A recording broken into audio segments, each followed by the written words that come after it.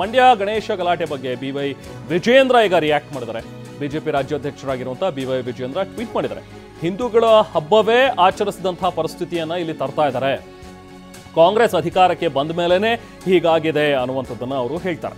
ನೆಮ್ಮದಿಯಾಗಿ ನಾವು ಹಬ್ಬಗಳನ್ನು ಆಚರಿಸೋದಕ್ಕೆ ಆಗದೇ ಇರುವಂತಹ ಪರಿಸ್ಥಿತಿ ನಿರ್ಮಾಣ ಮಾಡಿಬಿಟ್ಟಿದ್ದಾರೆ.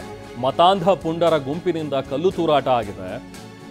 ತಪ್ಪಿತಸ್ಥ ಕಿಡಿಗೇಡಿಗಳ ವಿರುದ್ಧ ಕ್ರಮ ತೆಗೆದುಕೊಳ್ಳೋದಕ್ಕೆ ಯಾಕೆ ಮೀನಾಮೇಷ ಎಣಿಸ್ತಾ ಇದ್ರೆ? ಯಾಕೆ ಆಗ್ತಾ ಇಲ್ಲ ಕಾಂಗ್ರೆಸ್ ಸರ್ಕಾರಕ್ಕೆ? ಕಾಂಗ್ರೆಸ್ ಸರ್ಕಾರ ಪೊಲೀಸರನ್ನ ಕೈಕಟ್ಟು ಹಾಕ್ಬಿಟ್ಟಿದೆ. ಹಾಗಾಗಿನೇ ಅವ್ರ ಪಾಪ ಏನು ಅವ್ರ ಮೇಲೆ ಕ್ರಮ ಕೈಗೊಳ್ಳೋದಕ್ಕೆ ಆಗ್ತಾ ಇಲ್ಲ ಅನ್ನುವಂಥದ್ದನ್ನ BY ವಿಜಯೇಂದ್ರ ಅವರು ಇವತ್ತು ಟ್ವೀಟ್ ಮಾಡಿ ಆಕ್ರೋಶವನ್ನು ವ್ಯಕ್ತಪಡಿಸ್ತಾ ಇದ್ದಾರೆ.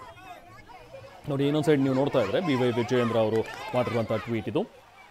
ತಪ್ಪಿತಸ್ಥ ಕಿಡಿಗೇಡಿಗಳು ಯಾರಿದ್ದಾರೆ, ಸೊ ಅವರುಗಳ ಮೇಲೆ ಕಠಿಣ ಕ್ರಮ ಆಗಬೇಕು, ಆಗದೆ ಹೊರತು ಇಂಥ ಘಟನೆಗಳು ಮರುಕಳಿಸ್ತಾ ಇರುತ್ತೆ ಅನ್ನುವಂಥದ್ದು.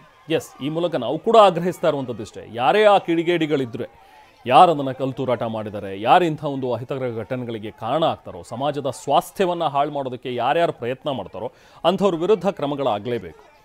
ತಕ್ಕ ಶಿಕ್ಷೆ ಆಗಬೇಕು, ಕಠಿಣ ಶಿಕ್ಷೆ ಜಾರಿಗೊಳಿಸಬೇಕು ಅಂಥವ್ರ ವಿರುದ್ಧ. ಮುಂದೆ ಬೇರೆಯವ್ರು ಯಾರೂ ಕೂಡ ಹಿಂಗೆ ಮಾಡಬಾರ್ದು ಅಂಥದ್ದೊಂದು ಮೆಸೇಜ್ ಪಾಸ್ ಆಗಬೇಕು.